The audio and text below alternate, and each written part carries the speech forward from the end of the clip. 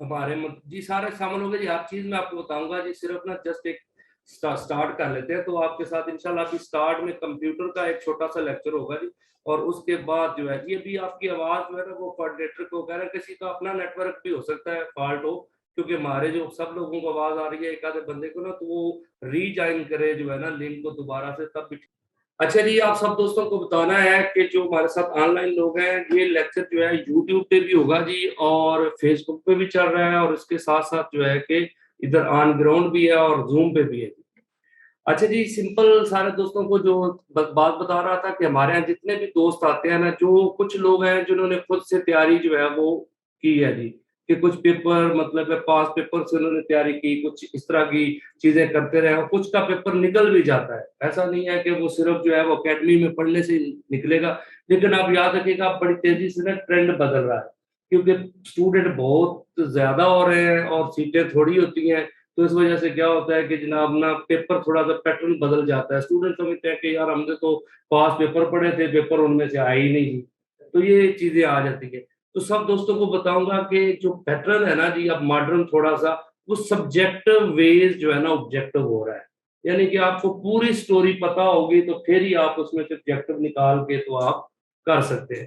तो अब याद रखिएगा कि जो ओवरऑल सिलेबस है मैं लिख देता हूँ यहाँ पे, आपको बता दूं कि जितने भी पेपर आएंगे ना जी, वो इसी सिलेबस में होंगे, चाहे वो पीपीएससी हो चाहे वो एफपीएससी हो। तो इंग्लिश जो है ये एक मेजर पार्ट है जी वन पेपर का। इसमें आप याद रखिएगा कि वोकैबुलरी आती है जी। अभी मैं आपको सारा सिलेबस लिख के देता हूँ जी, तो फिर आपको हम इंशाल्लाह एंड पे डेमो लेक्चर भी देंगे जी। तो इंग्लिश आप याद रखिएगा कि इंग्लिश एक मेजर पोर्शन है। इसमें आता क्या क्या है आपको, तो एक तो वोकैबुलरी आती है, एंटोनिम सिनोनिम आते हैं, ठीक है ना जी। उसके साथ प्रपोजिशंस आएंगी, प्रपोजिशन के साथ सेंटेंस स्ट्रक्चर आएगा, और उसके साथ आपका जो है ना कंप्रीहेंशन भी आ जाती है। एक बड़ा सा पैरा दे देता है, उसको पढ़ने के बाद चार पांच सवाल देता है और उनके जवाब दिए होते हैं, हमने राइट आंसर को टिक करना होता है। तो ये एक मतलब है कि इंग्लिश का सिलेबस है, और स्पेसिफिक ये वन पेपर के हवाले से। कुछ दोस्त मतलब जो सीएसएस कर रहे हैं, जो हमारे दोस्त जो पीएमएस इंग्लिश वगैरह कर रहे हैं, उनका मतलब है कि जी वो भी बताता हूँ, ये सारी चीजें बताएंगे। तो पहले आप सिलेबस का देख लें। इंग्लिश होगी, इंग्लिश के साथ क्या होता है जी, मैथ। अब याद रखिएगा कि मैथ इंग्लिश जो तीन पोर्शन है ना जी, ये आपको बता दूं कि स्पेसिफिक सीखने के अमल के साथ है, इंग्लिश, मैथ और कंप्यूटर। कोई दोस्त कहना कि मैंने रट्टा लगा के ना जी इंग्लिश, मैथ और कंप्यूटर कर लेना है, तो ये गलत बात है। क्योंकि जब तक आपको चीज की पूरा सीन नहीं ना क्लियर होगा, अब आप देखें ना परसेंटेज ही निकालनी है, तो परसेंटेज मैथ में जिस बंदे को इसका तरीका आता है ना जी, वो बंदा मतलब है कि आप याद रखिएगा कि वही कर सकता है। रट्टा कितना लगा लेंगे, एक सवाल दो सवालों का आप कोई रट्टा लगाएंगे, लेकिन वहां पे थोड़ा सा भी पैटर्न चेंज हुआ तो काम खराब हो जाएगा। इसी तरह आप देखिए कि इंग्लिश भी यही चीज है कि आपकी प्रैक्टिस, आपका नॉलेज टेंसेस के बारे में, ओवरऑल ग्रामर के बारे में, उसके पार्ट ऑफ स्पीच आपको पता होंगे तो फिर ही आप हल कर सकते हैं। तो सबसे जो मुश्किल चीज है ना, वो ये वाली चीज है जी, कंप्यूटर। तो अब याद रखिएगा कि कंप्यूटर जो है, इसके बारे में ओपनली आप देखें, पुराने दौर में आता था कि ये हिस्ट्री आती थी जी इसकी, क्या हम देखते थे कि पहले जो है वो अबाकस बना था, फिर मतलब है चार्ल्स बेबेज ने कंप्यूटर बनाया, फिर उसकी बढ़ती बढ़ती जो है वो इलान टर्निंग ने एक नई मतलब है कि सेटअप दिया कि मॉडर्न कंप्यूटर का। तो ये चीजें मतलब है कि वक्त के साथ वो हिस्ट्री में पूछ लेता था, या ज्यादा ज्यादा मतलब है कि क्या हो जाता था जी, कि वो कुछ शॉर्ट कीज पूछ लेता था, इतने ही कंप्यूटर का पास पेपर देख ले। लेकिन अब क्या आ रहा है कि वो पूरा ना मतलब है कि वर्ड, एक्सेल, ठीक है, पावर पॉइंट, इनकी तरफ वो जा रहा है। तो वर्ड एक्सेल जो है, ये आपने याद रखिएगा कि ये जो चीजें आ रही है ना जी, इनमें आपने, आवाज आ रही है ना जी सब दोस्तों को, क्योंकि ना हमारी तरफ से तो आ रही है, काफी दोस्तों को सही आ रही है, कुछ दोस्तों का अपना नेट का भी इशू हो सकता है। अच्छा जी, अब याद रखिएगा कि जो है ना, आ रही है जी, चले ठीक है। अच्छा जी, अब याद रखिएगा कि ये जो कंप्यूटर है ना जी, कंप्यूटर को आप डीपली जाके आप सीखेंगे तो फिर ये हर जगह पे आपको पे करेगा। इसके लिए सबसे पहले मैं आप दोस्तों का तारुफ करवा दूं, हमारे सरफराज साहब हैं, ये आपको पढ़ाएंगे इंशाल्लाह कंप्यूटर भी। और ये हमारी एकेडमी के ओवरऑल जो कंप्यूटर सेक्शन है, सारे को ये मैनेज करते हैं। तो इंशाल्लाह ये आपको कंप्यूटर का ओवरव्यू देते हैं। बाकी सिलेबस और बाकी तरीकाकार, पेपर टेम्पटेशन, मटेरियल कलेक्शन, वो सारा इंशाल्लाह मैं आपको इसके बाद जो है वो बताऊंगा। तो आप जो है कि सरफराज साहब आप बताते हैं आगे से।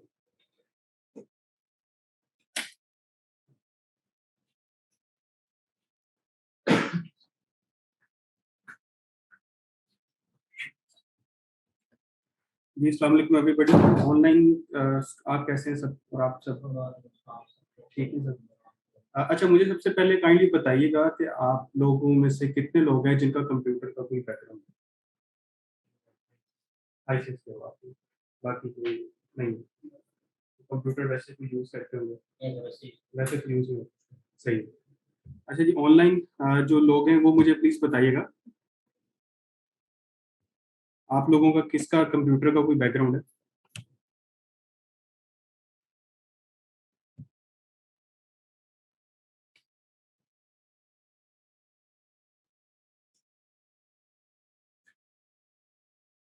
Okay, great.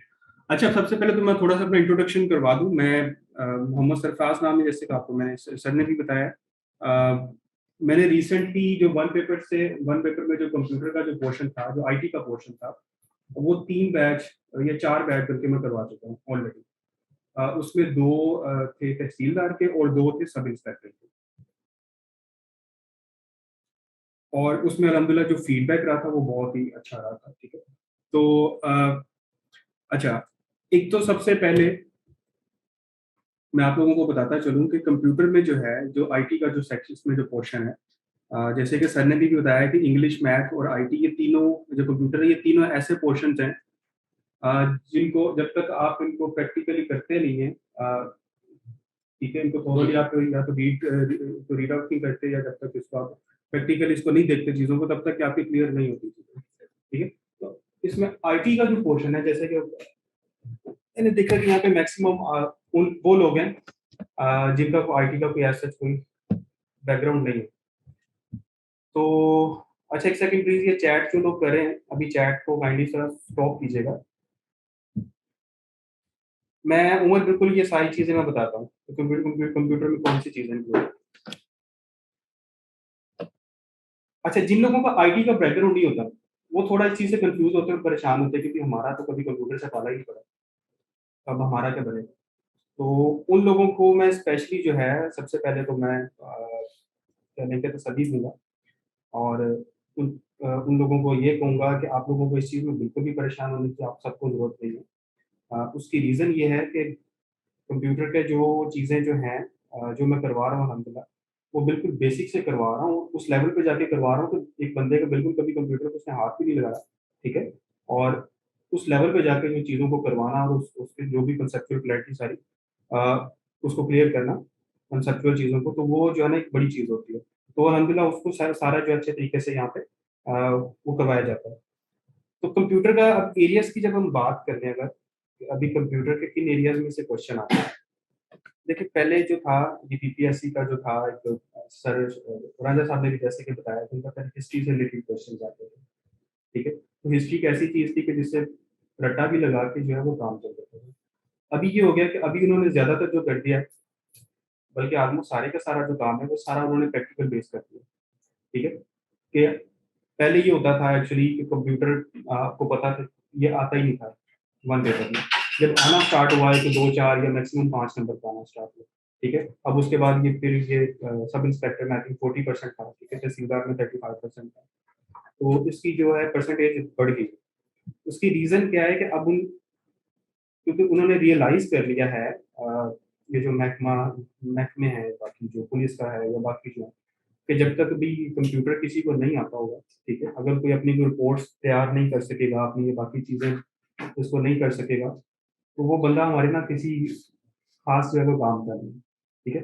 तो कंप्यूटर में इसी वजह से उन्होंने प्रैक्टिकल जो है उन्होंने कर दिए हैं चीज़ें। अदरवाइज पहले रिसेंटली ये था कि जो जो लोग क्या कहते हैं, कंप्यूटर से किसी को काम कहा जाता था, पुलिस में या किसी और महकमे में, वो कहते थे सर हमें तो कंप्यूटर आता ही नहीं। तो यही रीज़न है उनका, ये कंप्यूटर को ऐड करने का। अच्छा, कंप्यूटर में मैं आपको बता दूँ, इसमें एरियाज़ जो है वो बड़े डिफाइन कर दिए हैं। पीपीएससी ने एरिया जो है वो टोटली जो है वो डिफाइन कर दिए हैं। एक तो इसमें आएगा एमएस वर्ड, एमएस ऑफिस, ठीक है, माइक्रोसॉफ्ट ऑफिस, जिसमें क्या आएगा, माइक्रोसॉफ्ट वर्ड, इसमें, अच्छा जी, वर्ड के बाद जनाब हम करेंगे माइक्रोसॉफ्ट एक्सेल और माइक्रोसॉफ्ट पावर पॉइंट।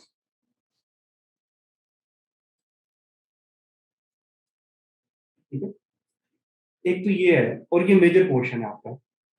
मेरी यूट्यूब पे दो स्टडी रिवर, जो हमारा जो यूट्यूब चैनल है, study river academy for CSS के नाम से होगा, उस पर मेरी दो वीडियोस, बड़ी कॉम्प्रिहेंसिव वीडियोस हैं जो अपलोड की हुई हैं। और वो आप गूगल पे सर्च कीजिएगा, तहसीलदार कंप्यूटर, तहसीलदार paper analysis by Sarfaraz Malik, ठीक है। और ये दूसरा आप सर्च कीजिएगा, sub inspector paper analysis by Sarfaraz Malik. तो आपको ये दोनों वीडियोस मिल जाएंगी, दोनों आप सबके लिए रिकमेंडेड हैं, लाजमी आप इसको लाजमी देखिएगा।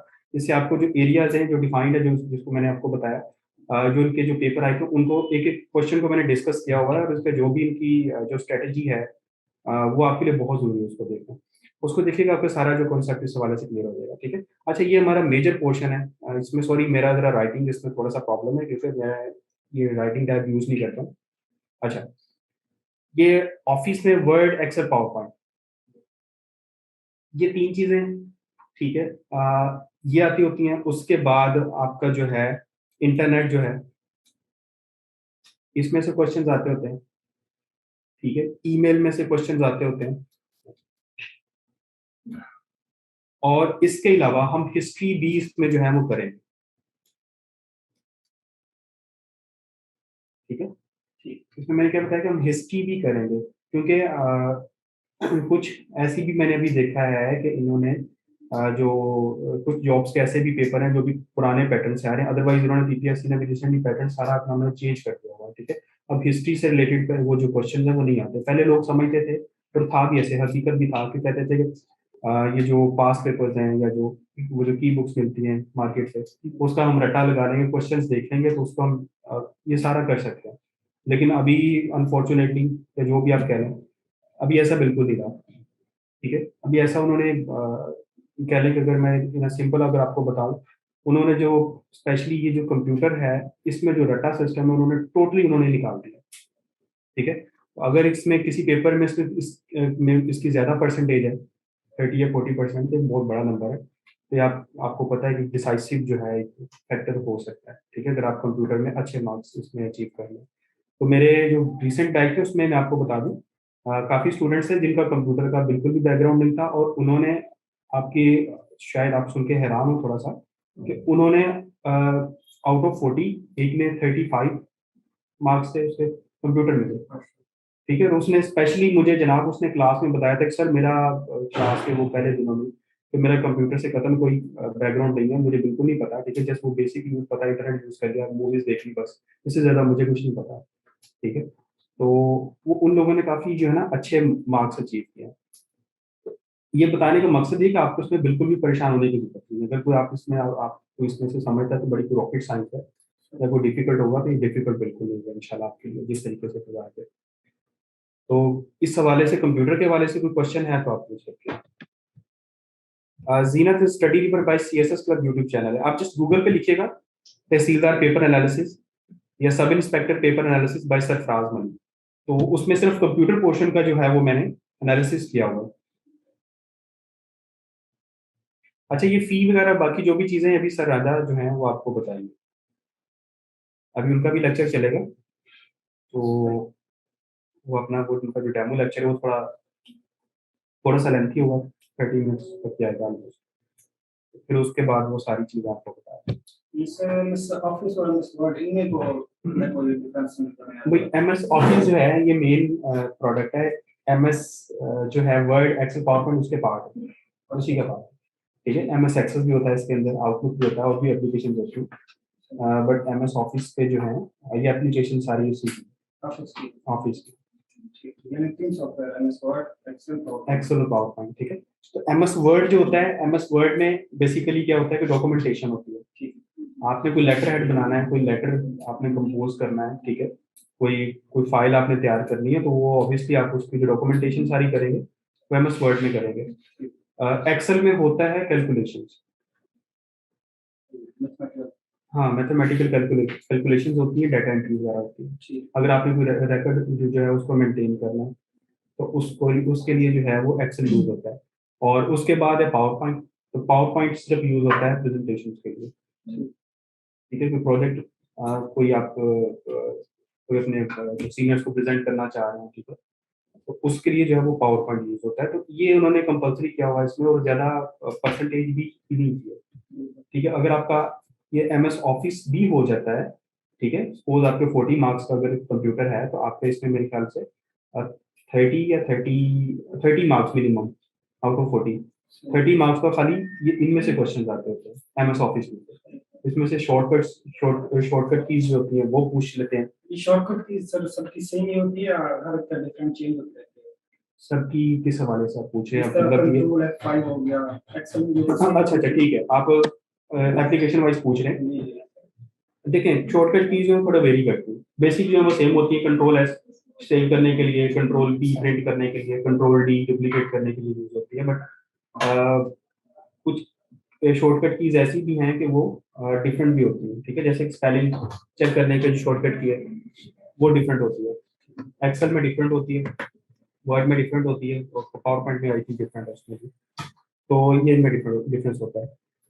अच्छा जी, हफ्सा बिल्कुल नोट्स जो हैं, मैं नोट्स का भी बता दूं, हफ्सा ने क्वेश्चन किया तो नोट्स प्रोवाइड किए जाते हैं। तो बिल्कुल कंप्यूटर के जो मेरे जो हैं बड़े कॉम्प्रीहेंसिव नोट्स हैं, उसमें शॉर्टकट कीज भी हैं, और इस सारे मैंने खुद इस तरह से तैयार उसको डिजाइन किया हुआ और तैयार किया हुआ है कि जो है वो आप उसका इजीली जो है उसकी तैयारी कर सकें और उसको समझ सकें, अंडरस्टैंड कर सकें।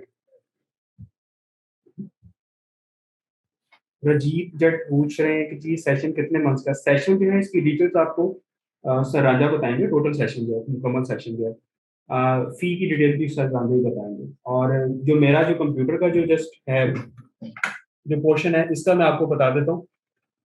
ये इस पर 2 वीक्स लगते हैं जी। कंप्यूटर के पे जो है वो 2 वीक्स का सेशन होता है। 2 वीक्स में सारे का सारा हम इसको कंप्लीट करते हैं। ठीक है, इसमें टेस्ट भी लेता हूँ आपके ऑनलाइन वेबसाइट पे जो है टेस्ट भी होंगे। उसमें क्या होगा कि आपको फौरन ही अपना रिजल्ट जो है पता चल जाएगा कि आपके कितने मार्क्स हैं। ठीक है, तो मेरा चूंकि IT का बैकग्राउंड है, तो मैं इसको सारा जो है उसको अप टू डेट रखता हूँ सारी चीजें। अच्छा जी, कंप्यूटर के लिए रिकमेंडेड बुक्स पूछ रहे थे। कंप्यूटर के लिए रिकमेंडेड बुक्स का मैं आपको बता दूं कौन सी रिकमेंडेड बुक है, तो वो आप लिख लें कि इसके लिए कोई भी रिकमेंडेड बुक नहीं है। ठीक है, और बिल्कुल भी आपने प्लीज इसके लिए कोई रिकमेंडेड बुक नहीं लेनी कंप्यूटर के लिए, क्योंकि अगर आप कोई बुक आप इसके लिए कोई यूज करेंगे तो वो मैं जानता हूँ कि आप उल्टा जो है वो दलदल में जाएंगे, क्योंकि इसमें पुराने जो है वो क्वेश्चन आते हैं। ठीक है, वो किस चीज से रिलेटेड आ गए, और वो रजिस्टर्स क्या होते हैं, मेमोरी क्या है, कैशे क्या है, वो बड़े अजीब से क्वेश्चन है, तो आप सारा उसमें ना कंफ्यूज हो जाते हैं। तो अभी वो पुराने वाला मैंने आपको बताया स्टेटस नहीं है। अभी जो है इन्होंने अपना जो चेंज करके हुआ अभी, स्पेशली जो तहसीलदार का हुआ था ये पिछले साल 2021 के लास्ट में हुआ था, ज़्यादातर दिसंबर में। तो उसमें वो पहला था पेपर कि जिसके अंदर सारा का सारा इन्होंने अपना चेंज कर दिया था, और इनको इसको प्रैक्टिकली मतलब जिसकी प्रैक्टिकली अच्छी उसकी कमांड होगी उन चीज़ों पर, वही इसको सॉल्व कर सकेगा। जो अगर कोई रट्टा लगा के उसको करेगा, जब कोई पास पेपर देखेगा, कोई रिकमेंडेड बुक्स देखेगा, तो उसमें से वो नहीं कर सकेगा।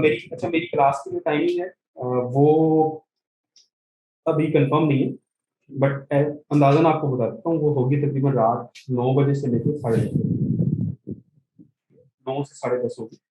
जो लोग ऑनलाइन आ सकते हैं ऑनलाइन आ जाएं, जो सॉरी ऑन कैंपस आ सकते हैं ऑन कैंपस आ जाएं, बाकी लोग ऑनलाइन यूज करें। तो मेरे पिछले भी सेशंस रहे हुए हैं सारे, उनमें 100+ अटेम्प्ट रही है, और उसमें जो है किसी किस्म का कोई ऑनलाइन स्टूडेंट्स को प्रॉब्लम नहीं आया। ठीक है, उसकी रीज़न ये थी नोट में साथ साथ प्रोवाइड कर देता था। ठीक है, और बाकी सब ठीक चल रहा है।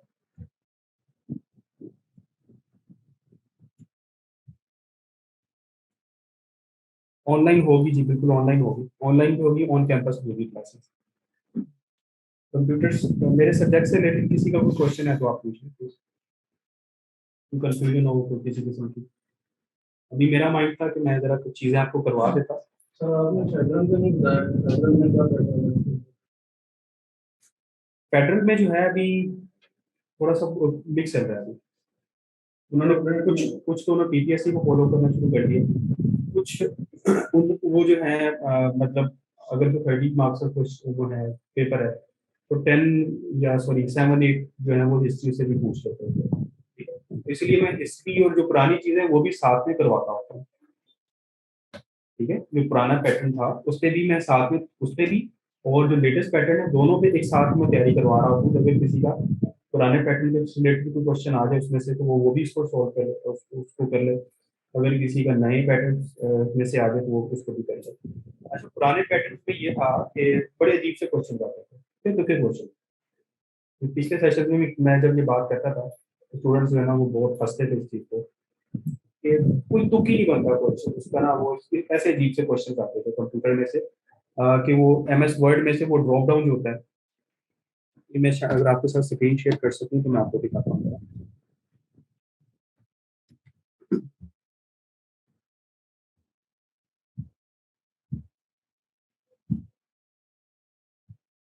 ये मैं आपके साथ जरा स्क्रीन शेयर करता हूँ, थोड़ा सा बस इसको डिस्कस कर लेते हैं।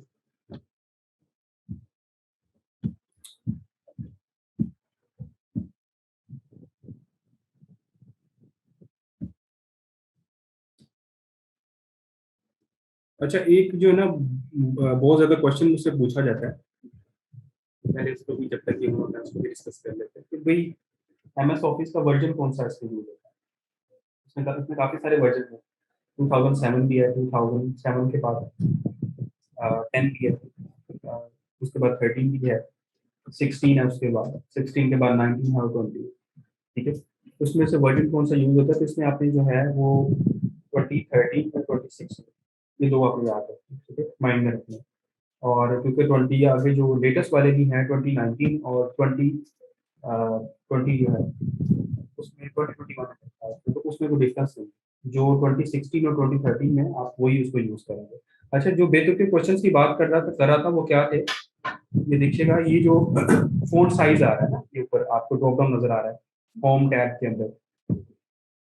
तो क्वेश्चन ये पूछ लिया जाता था जी इसमें मैक्सिमम फॉन्ट साइज कितना है, वो ये देखिए क्या लिखा हुआ है 72।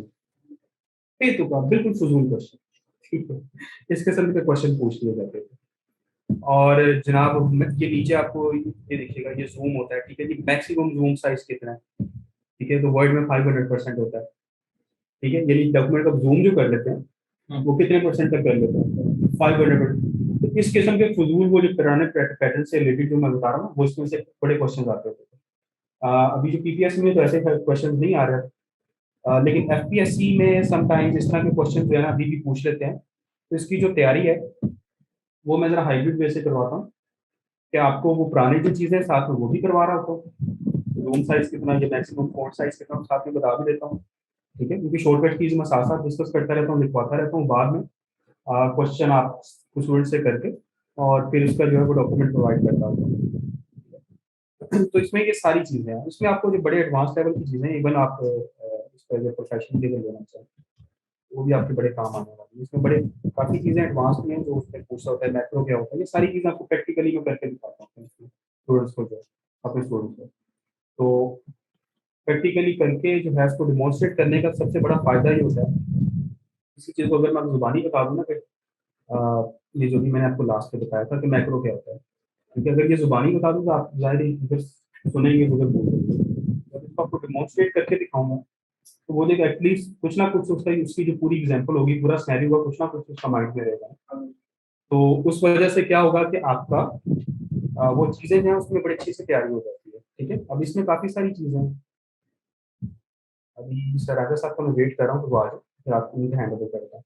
अच्छा, इसमें काफ़ी सारी चीज़ें जैसे कि ये मार्जिन, मार्जिन क्या होता है, पेजेस का फासला होता है, टॉप बॉटम लेफ्ट राइट से जो डिस्टेंस होता है टेक्स्ट का उसको मार्जिन कहते हैं। अब मार्जिन के अंदर अब देखिए यहाँ से तो कोई देखेगा तो देखेगा बस ये मार्जिन है, बट मार्जिन को अगर इसको ओपन कर लें ड्रॉप डाउन को, कस्टम मार्जिन में चले जाएं, तो इसके अंदर कुछ ऐसे हिडन क्वेश्चन भी हैं जो एग्जामिनर लाजमी पूछ लेता होता है, ठीक है। वो क्या है कि ये इसमें एक फीचर है गटर, GUTTER कि हाँ ये वो लाने वाला गटर।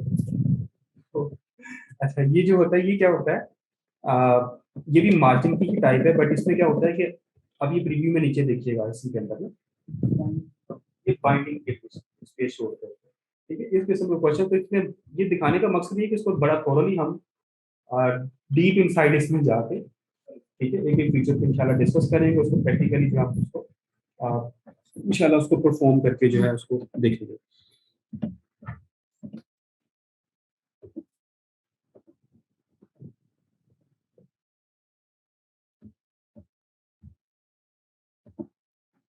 अच्छा जी Khurram, Excel, power point, Microsoft Office का जो है ना आपने वर्जन आपने 2013 भी यूज कर सकते हैं, 2016 भी यूज कर सकते हैं, 2019-20 भी यूज कर सकते हैं, कोई मसला नहीं।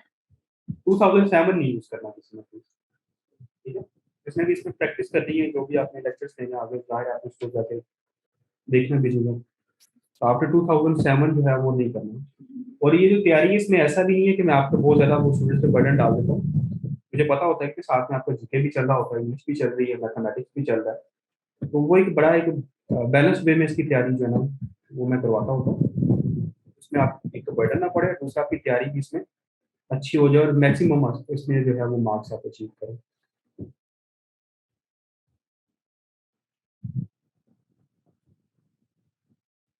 ये एयरफोर्स स्क्रीनिंग डिस्क्रिप्टिव इसका काइंडली ये राजा साहब से पूछेगा, वो आपको बता देंगे। आयशा, कंप्यूटर साइंस जो है हमारा, जो आईटी जो है इसका जो बेसिक आईटी स्किल बेसिकली इसको कहते हैं, इसका सिलेबस तो बहुत ज्यादा नहीं है, और जितना भी सिलेबस ये 2 वीक्स में इजीली कवर हो जाता है, 2 वीक्स आपको मैक्सिमम बता रहा हूँ, ठीक है। और वैसे तो वो गलबन ये तो मैं बताएंगे पहले इसमें किसको पता चला, ठीक है। तो वो 2 वीक्स मैंने रखा हुआ है, तो उसमें अगर कहीं पे कोई गुंजाइश हो तो वो निकला। बिल्कुल बिलाल, सॉरी साद, आप तो कंप्यूटर का ही जो सिर्फ कंप्यूटर का भी आप ले सकते हैं, अगर आप सिर्फ कंप्यूटर रखना चाह रहे हैं, उसकी जो इंटरव्यू फी है वो आपको सर रांझा साहब बता देते हैं। अभी बस 1 मिनट मुझे दीजिएगा, मैं आपको भिजवाता हूँ।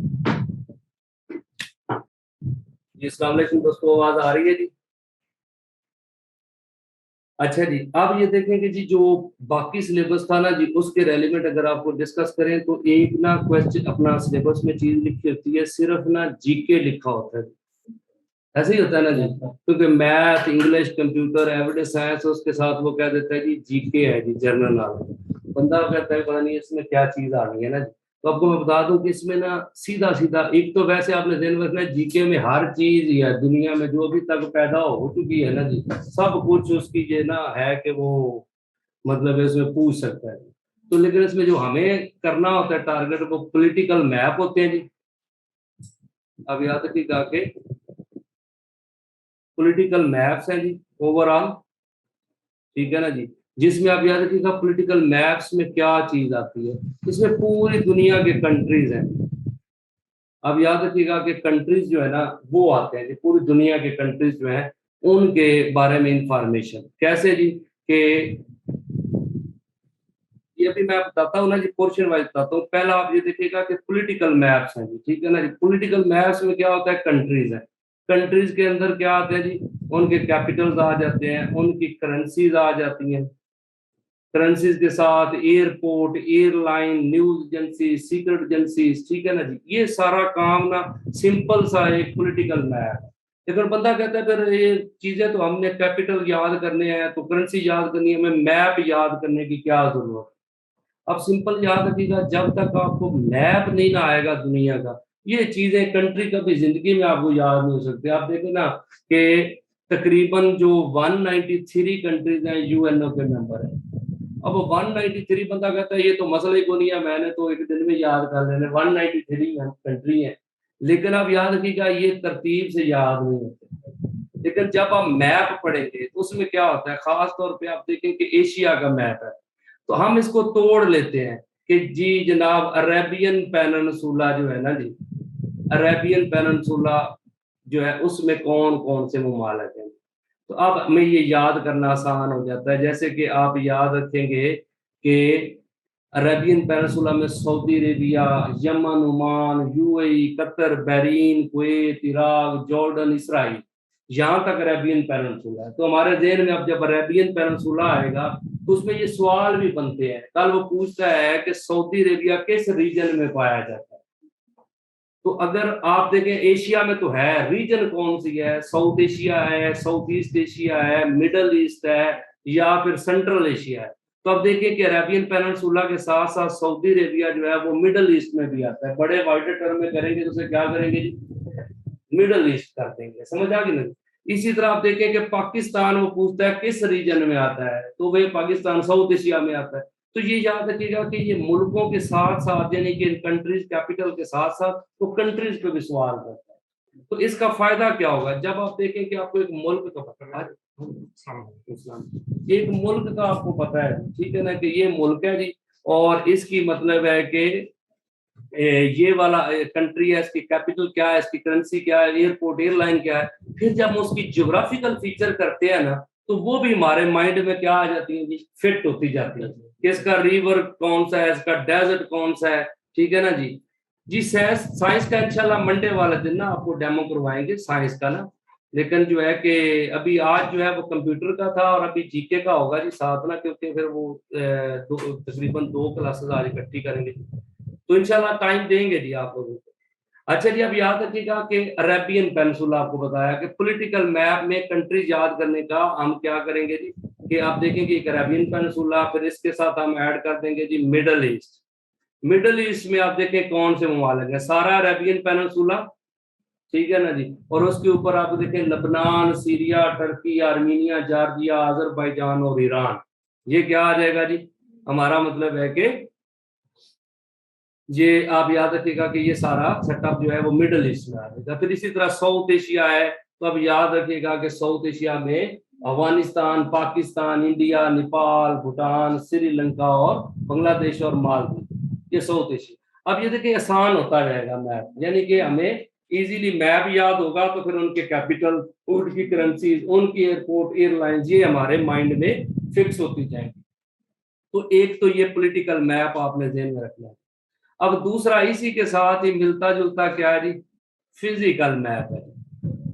फिजिकल मैप वो सेम चीज है कि जनाब आपको पता होना चाहिए कि रिवर्स, ये मेरे भाई सारी चीजें बताते हैं। आप पहले एक दफा ये जो हम पढ़ा रहे हैं समझा रहे हैं इसको सुन लेंगे ना तो फिर ही होगा ना। अगर इधर छोड़ के फिर मैं बुक्स बताना शुरू कर दूंगा, एंड पे हर चीज आपकी क्यूरी आपके क्वेश्चन लेंगे जी। अब जस्ट थोड़ा सा टाइम दें। अब ये देखिएगा जी कि रिवर्स, ठीक है जी, आगे क्या होती है जी, माउंटेन रेंजेस आ जाती हैं जी, डेजर्ट्स आ जाते हैं जी। इसी तरह आप देखें तो स्ट्रेट्स आती हैं जी, इस्थमस आती हैं, क्रीक आती हैं, कि क्रीक क्या है जी और क्रीक कहाँ कहाँ पे है जी। इसी तरह गल्फ आ जाती हैं, बे, बाइट, ये सारी चीजें जो है ना वो मतलब है कि आपने याद रखिएगा कि ये पूछता है जी। तो इसके साथ हमारे पास ये फिजिकल मैप में वो पूछता है कि जनाब जो आती है ना इनकी पोर्ट्स, दुनिया में मोस्ट इंपॉर्टेंट पोर्ट्स कौन सी हैं। सी पूछ लेता है जी कि सी जो फलां सी है वो कहाँ पे पाया जाता है, उसके साथ ओशन पूछ लेता है। फिर अब याद रखिएगा कि फिजिकल मैप के अंदर ना वो लैटिट्यूड और लॉन्गिट्यूड के बारे में पूछता है। लैटिट्यूड लॉन्गिट्यूड का किसी को पता है जी क्या होता है? के साउथ और नॉर्थ। जी जी, आप देखिए ना ये हॉरिजॉन्टल लाइनें जो है ना इनको आप क्या आप समझते हैं जी, ये लैटिट्यूड है। जो ऊपर से सीधी लाइनें आती हैं उनको क्या बोलते हैं, लॉन्गिट्यूड। इनमें एक चीज होती है इक्वेटर, खत्ते इस्तवा, वो क्या होता है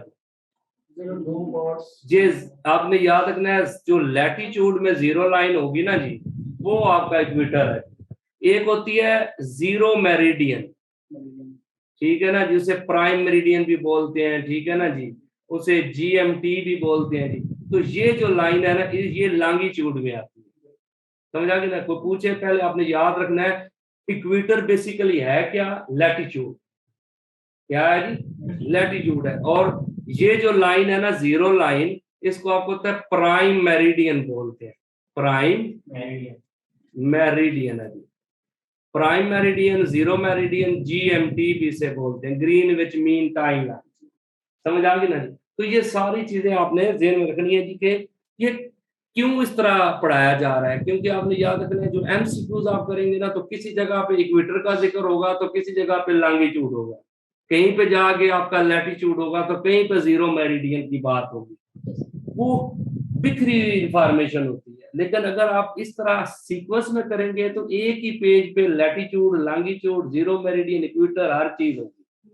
क्योंकि अगला क्वेश्चन क्या आता है जी, इक्वेटर के ऊपर कितने कंट्री से इक्वेटर गुजरता है, ठीक है ना जी, और वो कहता है कितने कंट्रीज जो है उस पे आते हैं। समझ आ गई ना। तो ये आगे इसका आगे बढ़ता जाएगा, ठीक है ना जी। तो आपने ये पूरा टॉपिक करवाएंगे जी आपको, लैटिट्यूड लॉन्गिट्यूड जो है ना, ये इनका इनकी फर्क क्या है जी। आपको पता है लैटिट्यूड जो है ना, ये हमें क्या बताते हैं, ये हमें ना टेम्परेचर बताता है, लॉन्गिट्यूड हमें टाइम बताता है, दोनों मिल के हमें लोकेशन बताते हैं, दोनों मिलकर हमें क्या बताते हैं, लोकेशन। तो इस तरह की इनके काम भी हैं, क्योंकि पुरानी छोटी क्लासों में हमने जस्ट हमें इतना पता होता था तूल बल्द और अर्ज बल्द, ठीक है ना, इतना ही पढ़ाते थे कि जी तूल बल्द है और अर्ज बल्द है ना जी। तो ये आपने याद रखिएगा। क्लियर हो गया जी। अब आप याद रखिएगा कि एक आखिरी इसमें जो चीज आती है जीके में, उसका नाम है वर्ल्ड हिस्ट्री। अब आप देखें, जब आपने पॉलिटिकल मैप पढ़ लिया, फिजिकल मैप पढ़ लिया, दुनिया के बारे में आपकी एक अवेयरनेस लेवल। अच्छा जी, अब ये देखिएगा कि वर्ल्ड हिस्ट्री, वर्ल्ड हिस्ट्री में आप ये देखिएगा कि क्या होता है कि जब आप सारी दुनिया के countries, capital, reverse, mountain ranges पढ़ने के बाद अगली चीज आती है पर्सनैलिटीज, हिस्ट्री ऑफ वर्ल्ड। अब देखें ना, वो किसी मुल्क की पर्सनैलिटी पूछ सकता है, उसकी डे ऑफ इंडिपेंडेंस पूछ सकता है, उसकी हिस्टोरिकल प्लेसेस पूछ सकता है, तो वो हमें कहाँ से मिलेंगी जी, वर्ल्ड हिस्ट्री से मिलेंगी। तो ये आपने याद रखना है कि वर्ल्ड हिस्ट्री भी ये बहुत जरूरी है। समझ आ गई ना जी। तो ये सारी चीजें मिलके हमें क्या बताती हैं जी, जीके। और इसके अंदर आप जीके में और चीज आती है बुक्स, इंटरनेशनल राइटर्स और नेशनल राइटर्स की बुक्स का जिक्र करता है। समझ आ गई जी। तो ये आपने याद रखना है कि जी वो बुक्स का बताता है। फिर उसके बाद आती हैं ऑर्गेनाइजेशंस। आपको पता है जैसे यूएनओ है, सार्क है, नेटो है, SCO है, ठीक है ना जी, और आसियान है। तो सारी दुनिया की मतलब है कि ये क्या हो जाती है जी कि ये हिस्ट्री, ये पूरी वर्ल्ड की ये होती है कि मोस्ट इंपॉर्टेंट जो कंट्रीज होते हैं ना, जैसे आप देखो ना, एशिया में हम हिस्ट्री करेंगे तो हम सऊदी अरेबिया की हिस्ट्री करेंगे, हम UAE की हिस्ट्री करेंगे, इराक की हिस्ट्री करेंगे, इसराइल की हिस्ट्री करेंगे, Lebanon, Syria, Turkey, Iran, Afghanistan, Pakistan, India, Sri Lanka, Bangladesh, और उसके साथ हम हिस्ट्री करेंगे चाइना, इंडोनेशिया, मलेशिया, ठीक है ना जी, रशिया और जापान। ये बड़े ममालिक हिस्ट्री जो है ना वो करेंगे। छोटे ममालिक का होता है कि उनमें से कोई बेसिक क्वेश्चन आ जाए तो हम ऐड कर देते हैं, लेकिन बड़े क्वेश्चन बड़े ममालिक से सवाल उठाता है। जैसे कि आप देखें, कनाडा है, US है, ब्राजील है, या अगर यूरोप में जाएंगे तो स्पेन है, फ्रांस है, उसके साथ जर्मनी है, उसके साथ आप देखेंगे तो आपको इटली नजर आएगा, यूनान है, उसके साथ जो है कि वो आगे जो है वो मतलब है कि जिस तरह नॉर्वे, स्वीडन है, UK है, इन बड़े ममालिक की हिस्ट्री जो है वो आएगी। छोटे ममालिक का क्योंकि क्वेश्चन आता नहीं है तो उस वजह से ओवर बर्डन नहीं करते। अफ्रीका में जाएंगे तो साउथ अफ्रीका, सूडान, इजिप्ट, मराकश, अल्जीरिया, लीबिया, उनकी हिस्ट्री करवाई गई। तो ऑस्ट्रेलिया में आप देखें तो बर आज़म ऑस्ट्रेलिया में एक ही बड़ा कंट्री है, वो है ऑस्ट्रेलिया, और उसके साथ न्यूजीलैंड। समझा कि ना। तो ओवरऑल ये टॉपिक मतलब है कवर हो गया। अब आप ये देखिएगा कि आगे हमारे पास आता है पाक अफेयर्स। आप पता है लिखने में सिर्फ यही आता है जी, पाक अफेयर्स। समझ आ गई ना जी। हालांकि आपको पता है हमारा पाक फिर कहाँ से स्टार्ट हो रहा है, 1947 से लेके 2022 तक ये हमारा पाक अफेयर। लेकिन सवाल कहाँ से आ जाता है, सवाल ये 3300 BC में स्टार्ट कर देता है, इंडस सिविलाइजेशन से। तो फिर बंदा कहाँ जाए जी। तो आपको पता है 3000 BC से लेके 1947 तक भी पढ़ना है। समझ आ गई जी कि ये Indus civilization, Aryan civilization, Alexander का अटैक, मौर्य डायनेस्टी, फिर मोहम्मद बिन कासम, फिर उसके बाद आप याद रखिएगा गजनवीज, फिर गौरीज, फिर स्लेव डायनेस्टी, फिर खिलजीज, फिर तुगलक, फिर सैयद, फिर उसके बाद लोधी, फिर मुगल, फिर ईस्ट इंडिया कंपनी, फिर ईस्ट इंडिया कंपनी से आगे मेरा आपको पता है 1857 और फिर तहरीक पाकिस्तान। 1857 के बाद क्या आ जानी है जी, तहरीक चल जानी है, और वो तहरीक जो है वो 1947 तक, और 1947 से फिर पाकिस्तान है। क्योंकि आपको बता दूं कि ये आप कहेंगे यार इतना कुछ कैसे होगा जी, लगता है ना ये बंदे को, ये तो होने ही नहीं है। वो जिस तरह कहते हैं ना कि वो मौलवी बता रहा था कि जन्नत में ना जाना है तो पुल सिरात से गुजरना है, तो पुल सिरात बाल से ज्यादा बारीक है और तलवार से ज्यादा तेज है। तो फिर एक बंदा कहता है फिर मौलवी साहब सीधा सीधा बताएं जन्नत में जाने का रास्ता ही नहीं है। समझ आ गई, जाहिर सी बात है कि इतना मुश्किल है तो फिर कैसे जाएंगे ना। वजह क्या है जी, अब याद रखिएगा कि जब आप सीक्वेंस वाइज पढ़ेंगे ना ये चीजें आसान हो जाएंगी, क्योंकि एक दिन में ये सारा कुछ नहीं होना। ये टॉपिक चलेंगे, मिसाल हम इंडियन हिस्ट्री पढ़ेंगे तो हम पहले टॉपिक में पढ़ेंगे इंडस सिविलाइजेशन से लेके आप कह सकते हैं गजनवी एम्पायर का एक पूरा स्केच बनाएंगे, वो आपको याद हो जाएगा। फिर गजनवी से पढ़ेंगे तो आपको स्लेव डायनेस्टी तक लाएंगे, फिर स्लेव डायनेस्टी से लेंगे तो आपको लोधी डायनेस्टी तक ले जाएंगे, लोधियों से हम चलेंगे तो फिर मुगल पूरे पढ़ेंगे, फिर मुगलों से आगे जो है कि ईस्ट इंडिया कंपनी, फिर उसमें जो करेक्टर आते हैं जैसे कि सिराजुद्दौला, बैटल ऑफ प्लासी है, बैटल ऑफ बक्सर है, फिर पानीपत की लड़ाई है 1761 में, फिर बैटल ऑफ मैसूर है, फिर जो मराठा राज है, फिर जो मतलब है कि हैदराबाद दक्कन के निजाम का राज है वो पढ़ेंगे। फिर उसके बाद आपको होता है कि महाराजा रंजीत सिंह का जो रूल है, उसके बाद फिर हमारे जो सर सैयद का दौर है, यानी कि सर सैयद अहमद खान की जो सरसद है, तो पोर्शन वाइज चीजें चलेंगी। तो उससे क्या होता है कि एक इंटरेस्ट भी डेवलप होगा और साथ साथ चीजें भी याद होगी। ये तो था जी पाक अफेयर का सिलेबस। अब आप याद रखिएगा आता है इस्लामिक स्टडी, यही लिखा होता है ना जी, वहां पे इस्लामिक हिस्ट्री नहीं लिखा होता, सिर्फ इस्लामिक स्टडी है। इस्लामिक स्टडी में आप याद रखिएगा कि क्या है,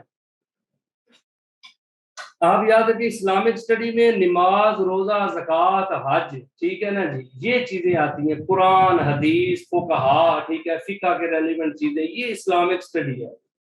लेकिन इसमें इस्लामिक हिस्ट्री नहीं है। लेकिन वो सवाल कहां से देता है जी, इस्लामिक हिस्ट्री से।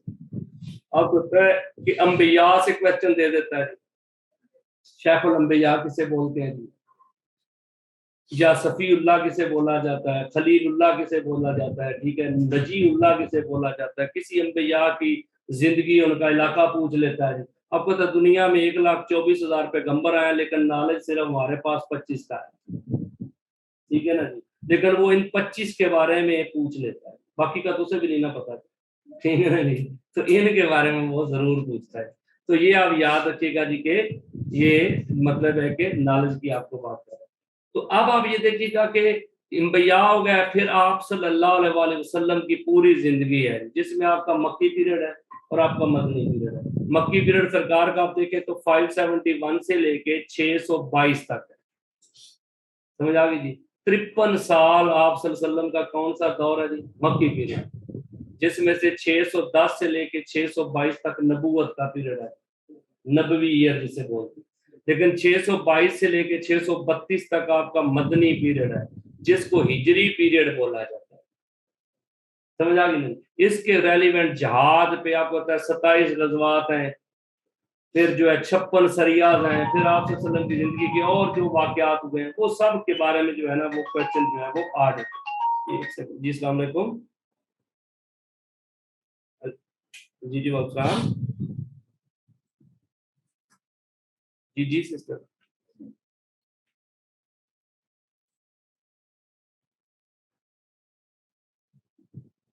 सिस्टर मैं ना अभी क्लास में हूँ, आप मुझे ना तकरीबन 8 बजे के बाद कॉल करें, फिर मैं आपको सारी चीजें बताऊँ। अच्छा जी, अब ये देखिएगा कि हिजरी पीरियड के बाद क्या होता है। अब हिजरी पीरियड जो है ना जी, ये आपने याद रखें कि ये हिजरी पर आका सल्लल्लाहु अलैहि वसल्लम का दौर चला गया जी, फिर खुलफा का दौर आ जाता है। तो आपको पता है कि खुलफा का दौर 632 से लेके 661 तक का दौर खुलफा का है, समझ आ गई। हजरत अबू बकर सिद्दीक, हजरत उमर, हजरत उस्मान और हजरत अली। फिर हजरत अली के बाद बनु उमैया जो है ना वो आ जाती है, बनु उमैया।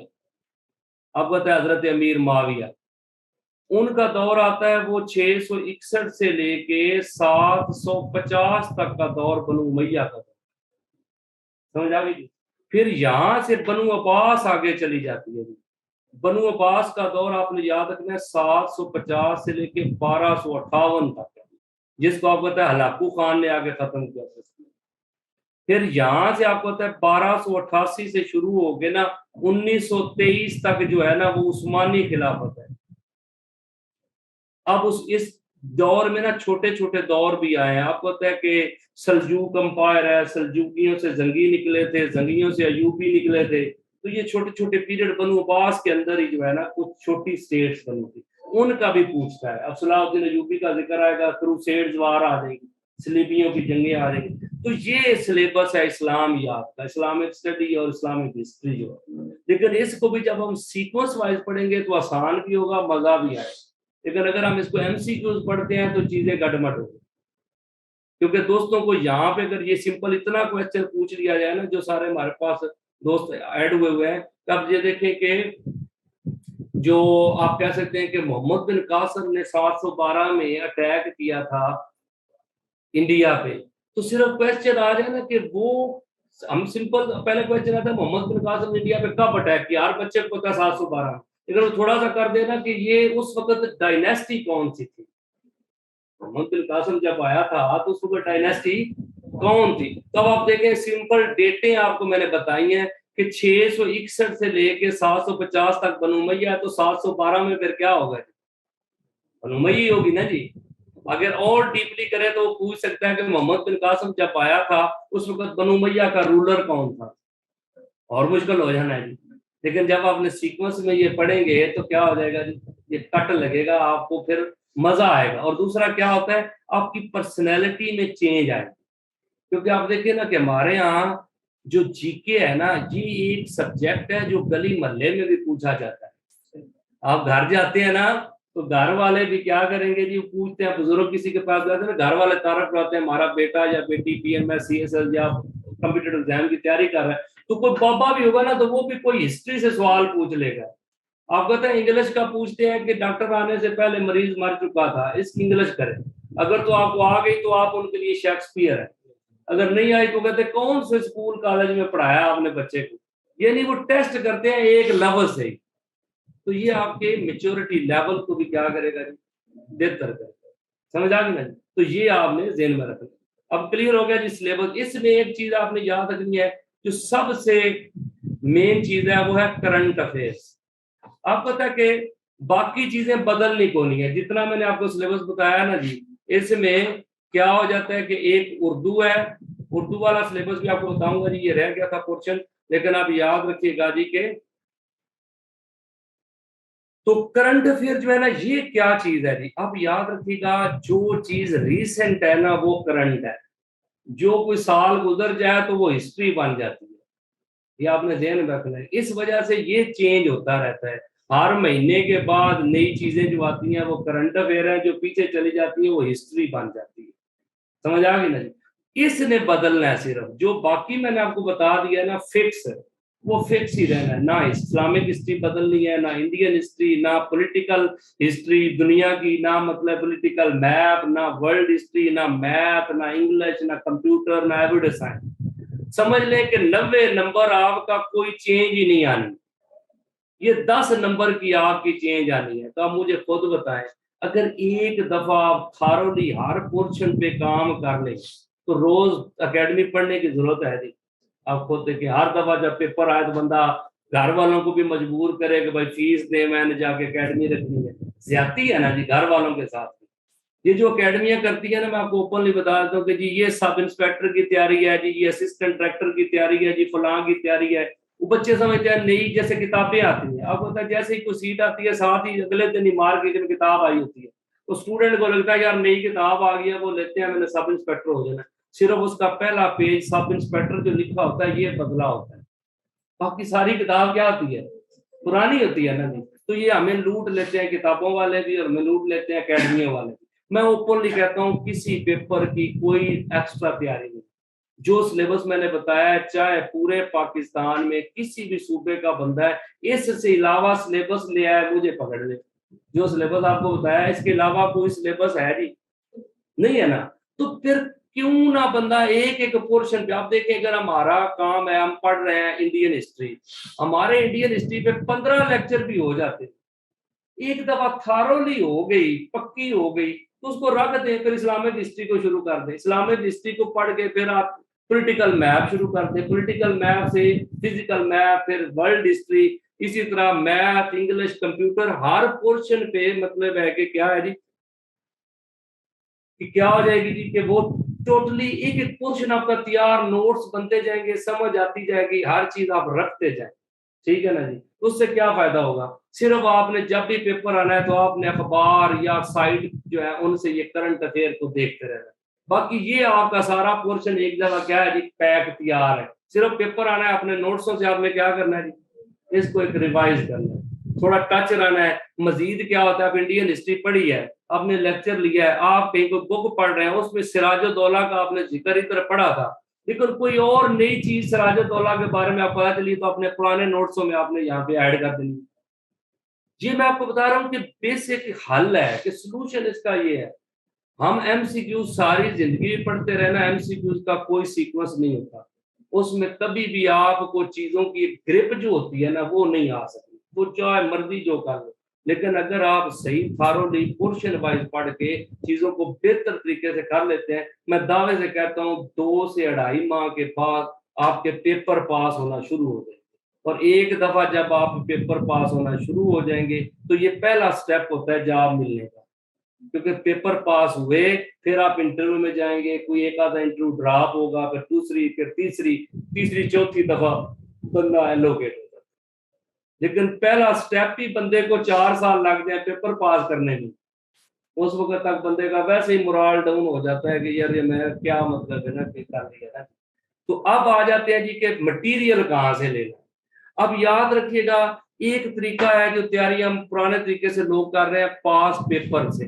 अब कहेंगे जी आप खुद ही कहते हैं कि पास पेपर से तैयारी होती नहीं है, नहीं उससे भी तैयारी होती है, लेकिन तरीकाकार क्या है जी। अब याद रखिएगा कि पास पेपर से आपने पढ़ना है ना जी, तो आप ज़हन में रखिएगा कि एक सवाल आया है, मिसाल है, वो कहता है कि मोहम्मद बिन कासम जो है ना जी, ठीक है ना, हम इस तरह लिख देते हैं, मोहम्मद बिन कासम ने इंडिया पे जो है कि कब हमला किया, ठीक है ना, ये एक सवाल है। 710 है, 711 है, 712 है, या आगे नन ऑफ दीज है, ठीक है ना। अब हमने सवाल पढ़ा, हमारे यहाँ अक्सर दोस्त क्या करते हैं, टिक लगाई मोहम्मद बिन कासम 712, आगे निकल गए, नहीं हमने पढ़ना है, अब नेट पे आपने जाना है, आपने मोहम्मद बिन कासम लिखना है, इस सारे को आपने पढ़ना है, फिर आपको सारा ज़हन क्लियर कर देगा कि ये मोहम्मद बिन कासम का इलाका कौन सा था, ये पैदा कब हुआ, ये मरा कब, ये किस तरीके से इंडिया में आया, इसके चाचे का नाम क्या था, इसका कबीला कौन सा था, इसकी ये गवर्नमेंट कौन सी थी जी, ठीक है ना जी। अब बंदा कहता है इसमें तो टाइम ही बड़ा लगना है जी। अब याद रखिएगा, टाइम लगेगा ना तो एक सवाल आपको 100 सवाल और दे जाए, समझ आ गई ना। आप इस सवाल को ना देखें, अब यहाँ से जो 100 सवाल इकट्ठा होना है उसको भी तो आप देखें ना। तो ये एक दफा की मेहनत है, समझ आ गई। ये है कि जो लोग मतलब है कि अकेडमी नहीं आ सकते, उनकी रीजन है, वो ये करते हैं, हम भी यही करेंगे। आप देखें ना, जो आपका टाइम वहां पे लगना है वो हम यहाँ पे आपका बचा के आपको सारी स्टोरी सुनाएंगे। कौन सा मैंने जीके कोई अपना तो नहीं ना बनाना, तो वो मुझे कोई इल्हाम होता है। मकसद तो यही है ना कि जो दुनिया में चीजें हुई हैं वो आपसे थोड़ा सा टाइम पहले हमने पढ़ ली, ठीक है, इस वजह से हम आपको गाइड कर देंगे कि यार ये चीज जो है इस तरह होती, समझा देंगे।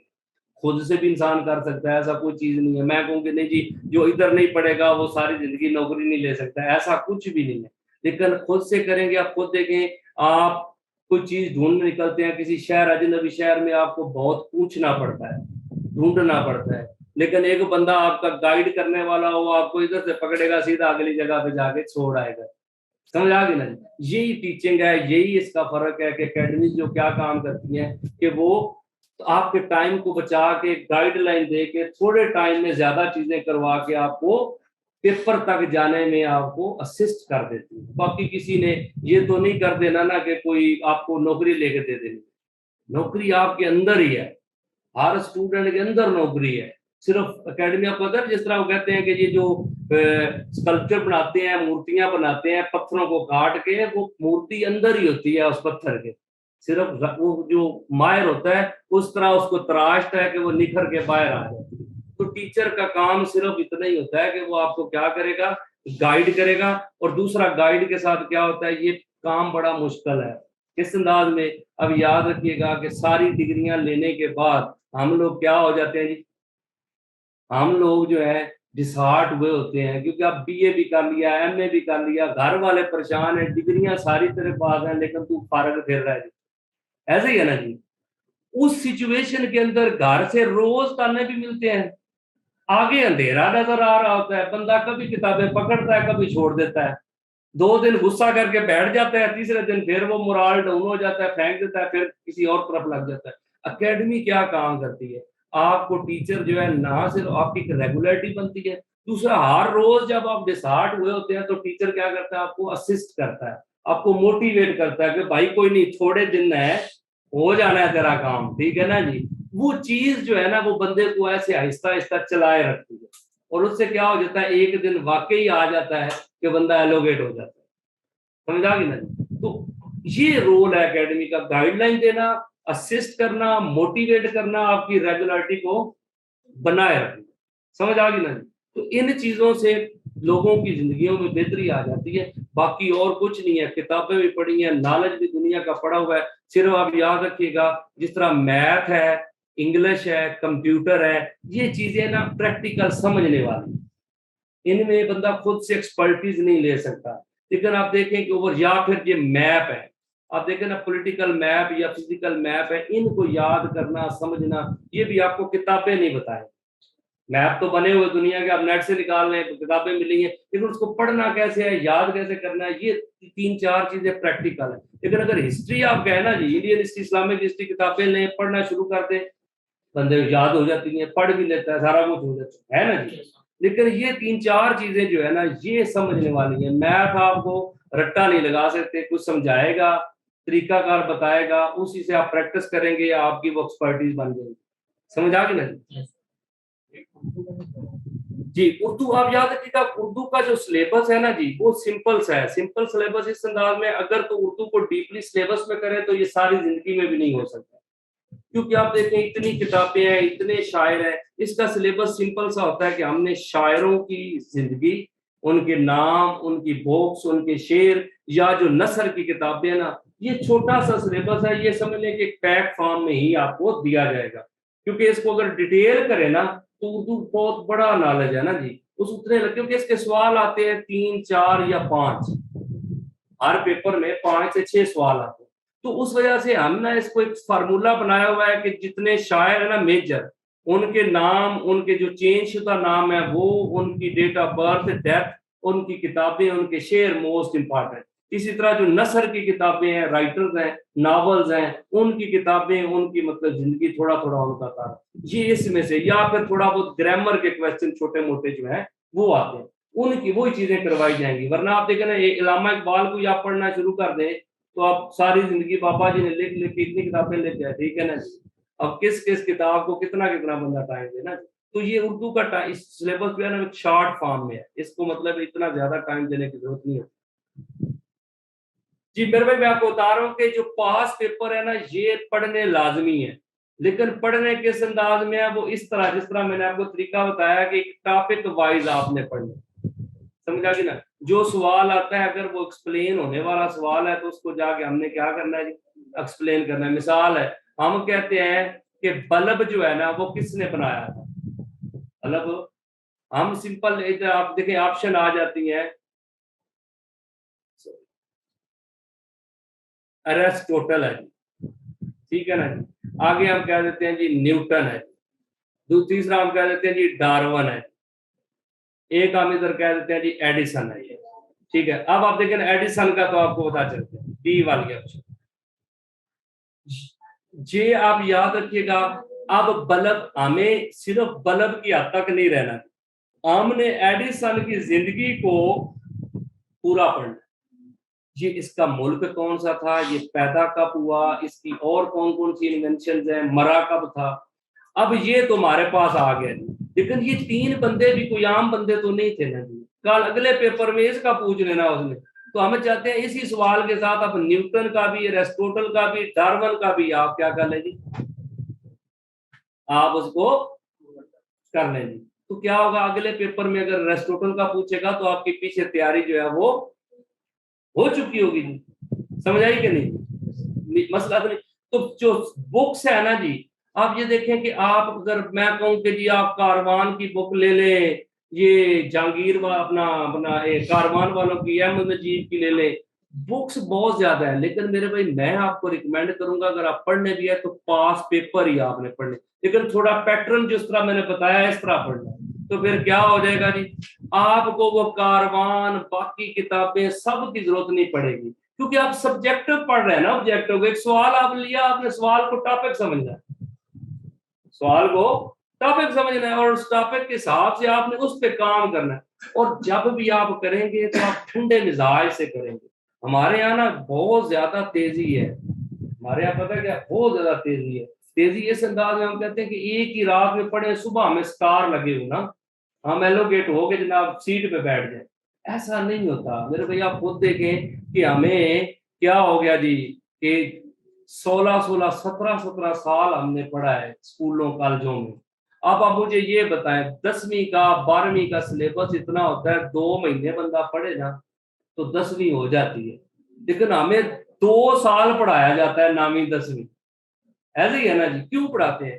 क्योंकि सिर्फ सिलेबस कवर करना जरूरी नहीं होता, बंदे के अंदर मेच्योरिटी भी तो लानी है ना। एफए का सिलेबस इतना है कि बंदा 2 महीने घर बैठे सिंपल किताबें रखे, 2 महीने के बाद पेपर दे हो जाता है। मैंने खुद बीए 3 महीनों में किया हुआ है, प्राइवेट बीए मैंने 3 महीनों में घर बैठ के कर लिया था। तो वजह क्या है कि उससे वो चीज नहीं आती जो आप पूरा साल जाते रहते हैं, टीचर आपको कहानियां सुनाते हैं, उससे भी आपकी जिंदगी में बहुत कुछ बदलाव आता है, बंदे को उठने बैठने का पता चलता है। समझ आ गई ना? तो कोई चीज भी ओवरनाइट नहीं है, ठीक है ना जी।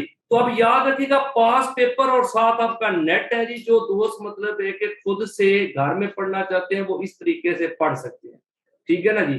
लेकिन मैंने आपको बार बार बताया जब आप खुद पढ़ेंगे उस पर टाइम लगना है, उसमें आप बंदा बोर होता है, बोर होने के साथ बंदा डिसहार्ट हो जाता है। क्यों?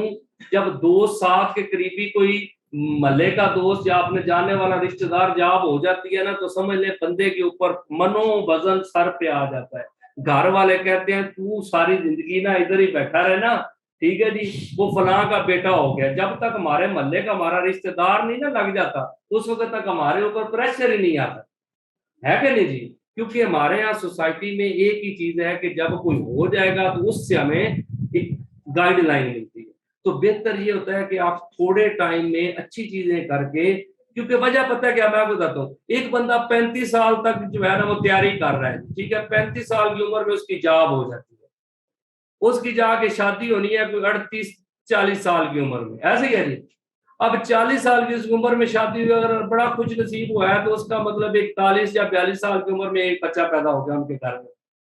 अब जब उसने 60-62 साल की उम्र में रिटायर होना, बच्चे की उम्र कितनी होगी? अभी वो पढ़ रहा होगा, तो क्या सारी जिंदगी फ्लॉप होगी ना। पहले खुद स्ट्रगल में रहा, अब बच्चे की टेंशन में टीवी करवा बैठा ना। अगर आपकी मतलब है कि जॉब हो जाती है 20-25 साल की उम्र में, तो साथ ही शादी होगी, तो जब आप अभी फिट होंगे तो बच्चा भी आपका इस पोजीशन में आ जाएगा कि कहीं जॉब बंदा ले ले जी। समझ आ गई ना जी। तो ये जिंदगी में मतलब बंदा खुद से करता करता वो लंबे टाइम की एक सिचुएशन बन जाती है। थोड़े टाइम में स्मार्ट वर्क करके अच्छी तैयारी करके जॉब बंदा ले। क्योंकि अब देखिए हमारे यहाँ जो कम्पिटेटिव एग्जाम्स है ना, इनका फायदा भी बहुत है, इनका नुकसान भी बहुत है। नुकसान इस वजह से आप देखें ना 30-35 साल तक बंदा पढ़ाई करता रहा, नहीं हो सकी जॉब, अब उसके बाद पीछे कितने साल हैं कि वो अपने आप को फिर स्टेबल कर ले। जिंदगी को नहीं, हमारे मुल्क की तो 50 साल जिंदगी है, जो एवरेज लाइफ है हमारे मुल्क की 50 साल है। आपको तक 35 से 40 साल के बाद डॉक्टर मना करना शुरू कर देते हैं, आपने चीनी नहीं खानी, आपने ये नहीं करना, आपको हेपेटाइटिस हो गया, आपको शुगर हो गई है, आपको किडनी का मसला हो गया है। जब बंदे की खाने की उम्र आती है उस वक्त खा नहीं सकता क्योंकि बीमारियां लग जाती हैं। स्टूडेंट लाइफ में इतना होता नहीं कि अफोर्ड कर सके जी, ठीक है ना जी, तो एंजॉय नहीं करता था जब करने का टाइम होता था। तो ये सारी चीजें। अच्छा जी, अब चलते हैं जी आगे। अब पेपर अटेम्प्ट कैसे करना है, सिलेबस आपको बता दिया, तरीका बता दिया। पास पेपर ही जो है ना, वो आपने याद रखना है कि मेन चीज है जो खुद से पढ़ेंगे, इसी को थोड़ा ट्रेंड बदल के पढ़ना है। अब पेपर अटेम्प्ट आपने याद रखिएगा कि किस तरह आपने करना है। कि पेपर आ जाता है, सबसे पहले आपने काम करना है कि पेपर को रीड करना है। जो पहली जिम्मेदारी है ना एक स्टूडेंट की, वो पेपर को क्या करेगा जी, वो रीड करेगा। समझ आ गई जी। अब पेपर जब आप रीड कर लोगे तो आप बंदे कहते हैं जी कि 1 घंटा 30 मिनट का पेपर होता है, रीड करने में टाइम ही बहुत लग जाना है, तो टाइम रह ना जाए। हालांकि आपको पता है टिक करनी हो ना 100 सवाल पे तो 10 मिनट के अंदर बंदा सुकून से कर लेता है, अगर आते हो तो, है ना जी। तो ये बड़ा कोई इशू नहीं है कि जनाब मतलब है कि हमने ना टिक करने में मसला होता है। अब रीडिंग से फायदा क्या होगा, एक तो आपको पता है जब आप रीड करते हैं ना, पहला दूसरा तीसरा चौथा पांचवा छठा, ये 5-6 क्वेश्चन आप पास पेपर सारे देख लें, तकरीबन सब में मुश्किल सवाल आते हैं। क्यों आते हैं, बंदे का मोराल डाउन करने के लिए। अब पहला सवाल नहीं आया, दूसरा नहीं, तीसरा, पांचवें छठे तक जाते हैं, बंदे के हाथ को फूल जाते हैं कि मैं तो आ गया। लेकिन अगर आप पहले अटेम्प्ट नहीं कर रहे, आप सिर्फ पढ़ रहे हैं, तो हो सकता है 7वां सवाल आसान हो जाए, 8वां 9वां 10वां आगे आसान शुरू हो जाए, बंदे का थोड़ा सा कॉन्फिडेंस बहाल होना शुरू हो जाए। लेकिन अगर आपने टिक्के की होना तो और सिचुएशन होती है। अब क्या होता है, आप जब 30-40 पे सवालों पे जाते हैं ना, 30 में 40 पे तक जाते हैं ना, हो सकता है ये जो सवाल थे ना, इनमें से मिसाल नंबर 4 वाला जो सवाल था ये आपको नहीं आता था, लेकिन आपने जब 40 नंबर वाला सवाल पढ़ा ना, इन दोनों में रिजेम्बलेंस थी। 40 वाला आपको समझ आ गया तो 40 आया तो ये ऑटोमेटिक 4 वाला भी समझ आ गया, तो आपको कितनी खुशी होगी। अगर आपने टिक लगा ली होगी तो बंदे का दिल करता है अपनी जूती लेके अपने आप को मारे, होता है ना जी। तो ये देखिएगा, ये रीडिंग से फायदा होगा कि जनाब 40 वाले नंबर ने सवाल ने आपका 4 वाला भी सवाल ठीक करवा। गैस होता है ना जी, एकदम पढ़ते पढ़ते आइडिया आ जाता है कि यार अच्छा ये वाला सवाल है तो फिर वो वाला सवाल उसका जवाब भी, क्योंकि ऑप्शन तो चारों दिए हुए हैं ना जी, तो बंदे को आइडिया क्लिक कर जाता है, तो इजीली बंदा वहां पे चला। ये तो एक चीज है, रीडिंग से फायदा होगा, कॉन्फिडेंस बहाल होगा, हाथ पांव जो फूले होंगे वो थोड़े से रिलैक्स हो जाएंगे। और फिर लोग करते क्या, जब हाथ पांव फूले होते हैं ना, उसमें गलती क्या होती है, पढ़ 4 नंबर सवाल रहे होते हैं, आंसर 5 नंबर का लिख रहे होते हैं।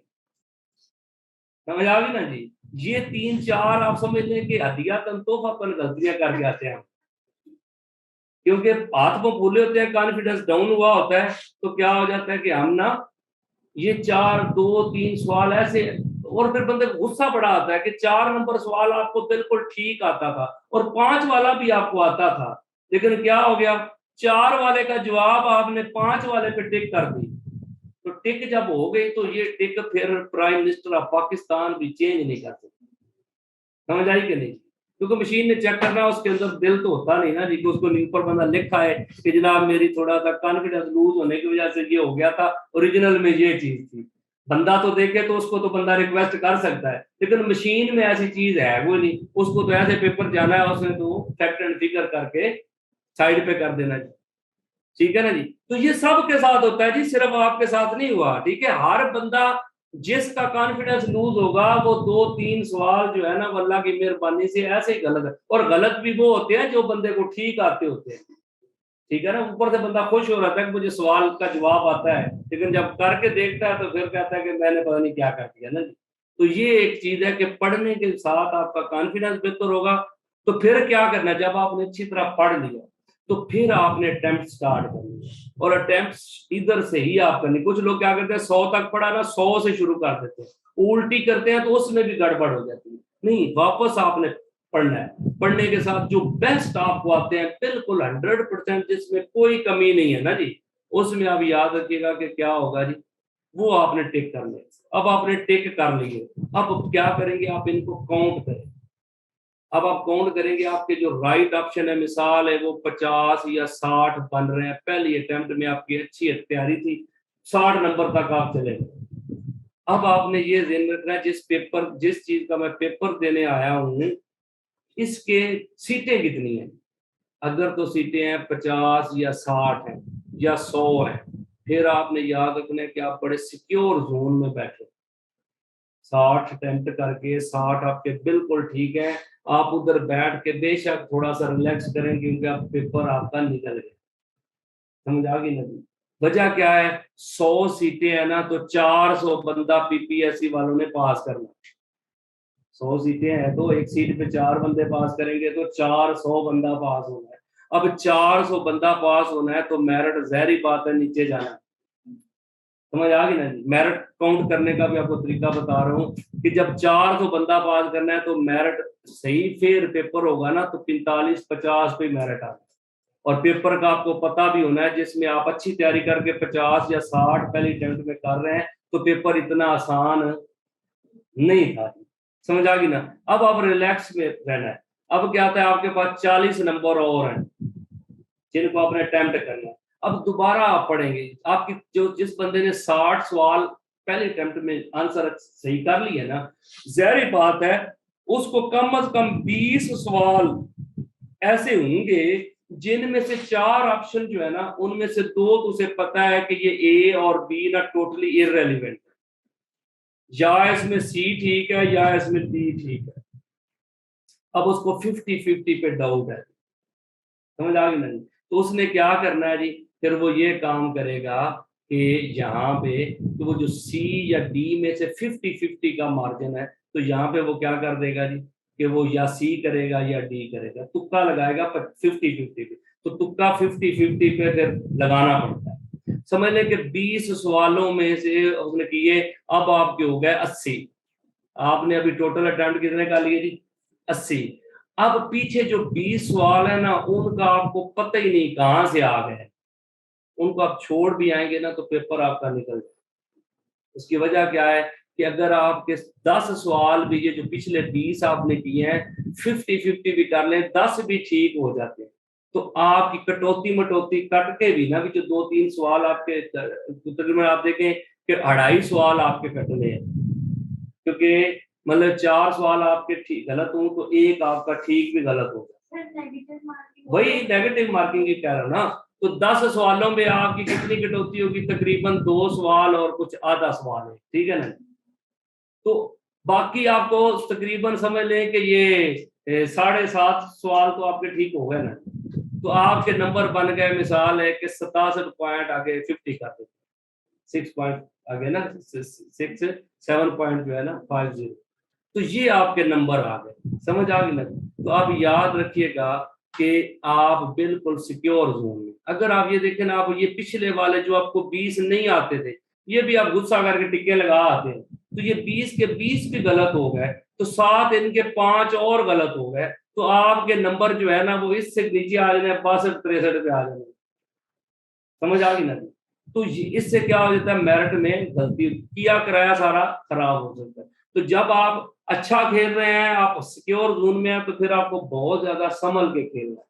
उसकी मिसाल ऐसे है ना, जैसे हमारे यहाँ जो बड़े प्लेयर होते हैं क्रिकेट के, जैसे बाबर आजम है या रिजवान है या इंजमाम उल हक, जो भी ये पहले वाले जो 5-6 होते हैं, अगर ये खेल रहे हैं और गेम बना के ले जा रहे होते हैं ना, तो लोग कह रहे होते हैं छक्का मारो, लेकिन वो नहीं मार रहे होते, वो सिंगल डबल पे काम चलाए रखते हैं। उन्हें पता है एंड तक लेके जाना है, 50 ओवर के करीब जाके हमने कोई हिटें करनी है, क्योंकि पहले करके विकेट दे के हम आउट हो जाएंगे।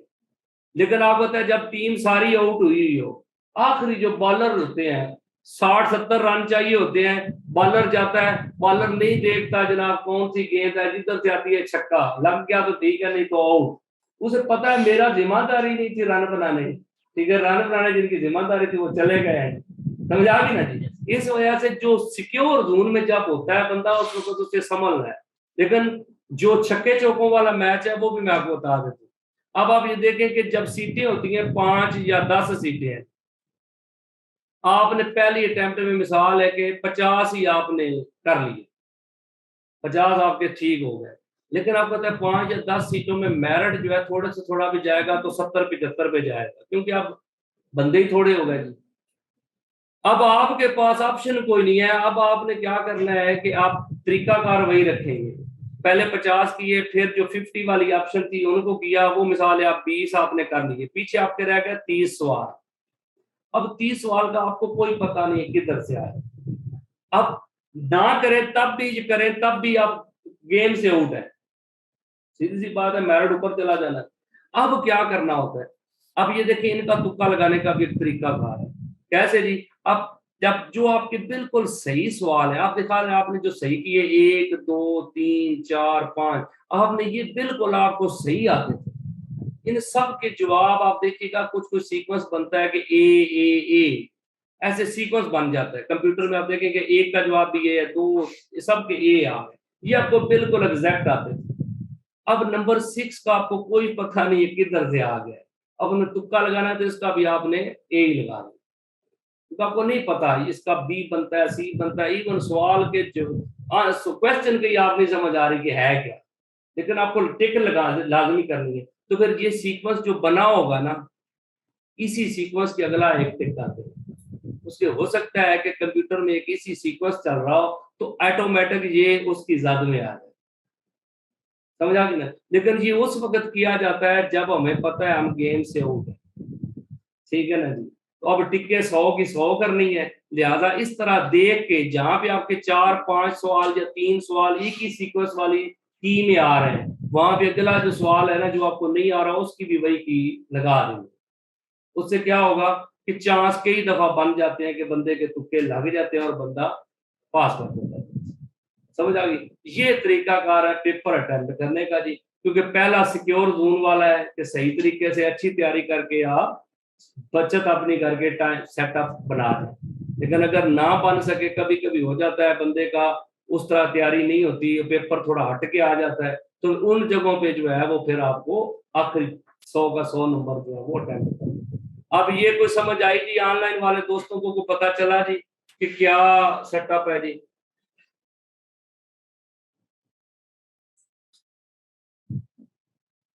कि सारे लाजमी नहीं है, मैंने आपको यही बताया ना कि अगर आप सिक्योर जोन में हैं तो फिर आपको नहीं करने अटेम्प्ट सारे, ठीक है ना जी, क्योंकि सारे गलत करके आने का क्या फायदा होगा। हाँ, एफपीएससी में आप याद रखिएगा कि एफपीएससी में नेगेटिव मार्किंग नहीं होती, वहां पे आप सारे अटेम्प्ट कर सकते हैं। अब चलते हैं जी एंड पे, एक छोटा सा डेमो लेक्चर आपके साथ रखेंगे कोई आधे घंटे का जी। तो आपको ना एक छोटा सा मुल्क है, वैसे तो बहुत ज्यादा डेमो हमने दिए हुए हैं फेसबुक पे यूट्यूब पे आपको मतलब है, लेकिन हर दफा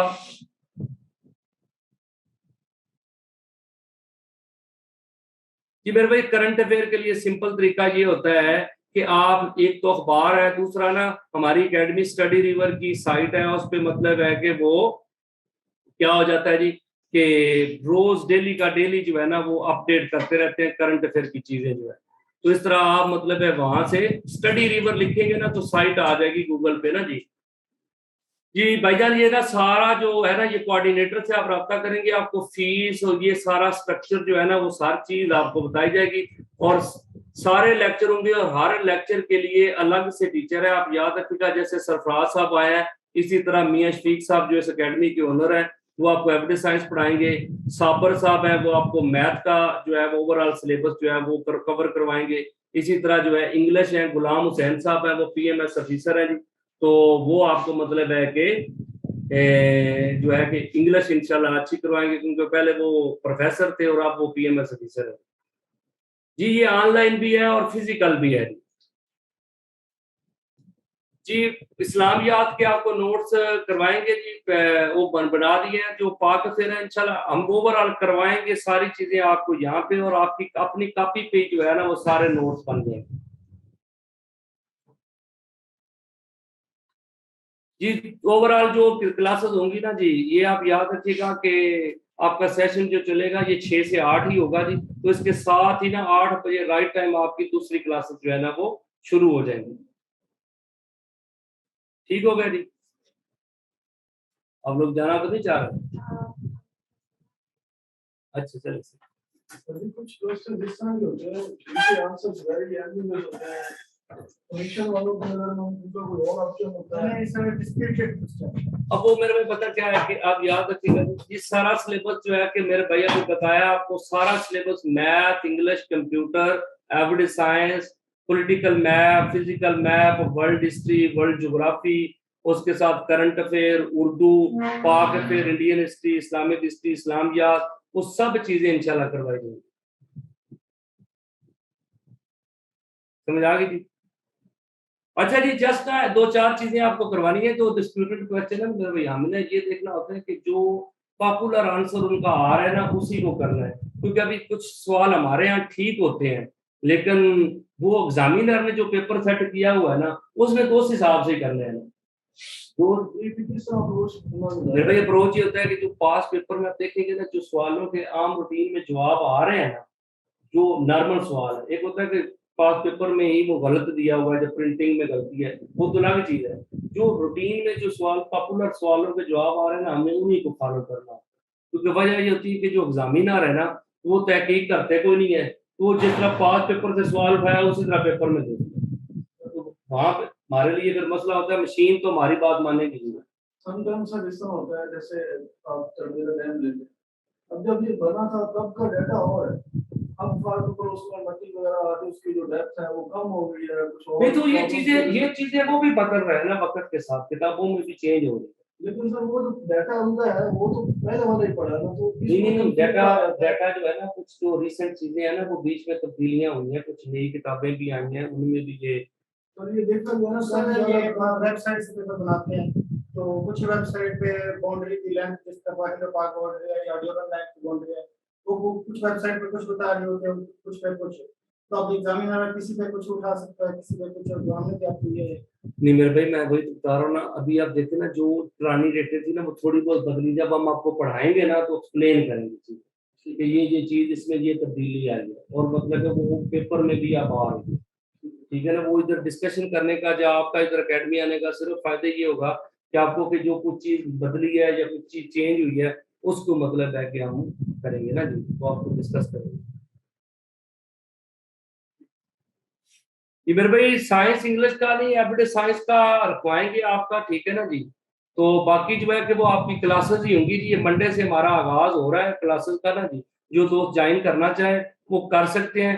तो बाकी जो है ना अभी टाइम हो गया, असल अजान का, नमाज का टाइम हो गया, तो ये करते हैं कि आपका अभी डेमो आगे नहीं करेंगे, ठीक है ना जी। क्लास जो है तो इंशाल्लाह जो है कि आप अपनी, ये गारंटी है आपको ना, अल्लाह के हुक्म से जो है वो हर चीज 110% करवाई जाएगी। जो दोस्त डेमो लेना चाहते हैं वो यूट्यूब पे, यार मेरे इतने लेक्चर पड़े हुए हैं, वहां से हमारा तरीकाकार पैटर्न आप देख लें। बाकी जो स्क्रीन या ऑनलाइन लोग हैं उनको ये सारी मतलब है कि सिचुएशन जो है ना वो आपको सामने है, रिजल्ट जो है हमारे ऑनलाइन वालों के लिए, ऑन ग्राउंड वालों को तो वैसे इशू नहीं है, तो लेकिन ऑन ग्राउंड ऑनलाइन वालों के लिए वो है। तो मंडे से इंशाल्लाह 6 से 8 क्लास होनी है जी।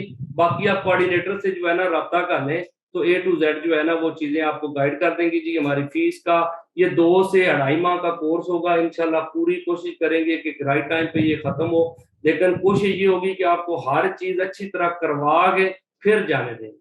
ऐसा नहीं होता अकेडमी करती है 10-15 लेक्चर देके वो कहते हैं सेशन ऑफ हो गया, तो ऐसा नहीं होगा। इंशाल्लाह पूरी ईमानदारी के साथ कोशिश ये होगी कि आपको जिंदगी में कभी भी जो है ना दोबारा क्लास लेने की जरूरत ना हो, ये इंशाल्लाह करेंगे।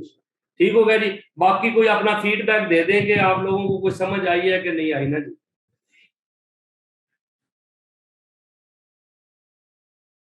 यार CSS का अभी स्क्रीनिंग टेस्ट, तो अभी तो CSS का पेपर हो गया, तो स्क्रीनिंग टेस्ट तो बाद में होगा ना भाई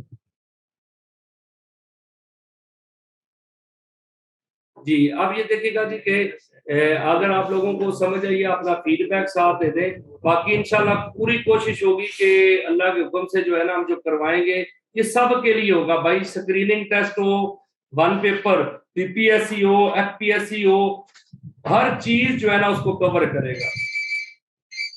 समझ आ गई? तो इंशाल्लाह किसी किस्म का कोई प्रॉब्लम नहीं रहेगा। ठीक हो गया जी, अल्लाह ताला खैर करे जी। फिर इंशाल्लाह ना मंडे वाले दिन मिलते हैं जी, आप अपने रजिस्ट्रेशन वगैरह करवा लें, तो अल्लाह ताला खैर करे इंशाल्लाह।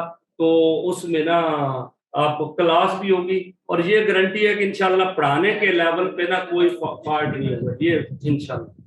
ठीक हो गया जी, तो अल्लाह ताला आपका आमीन नसर।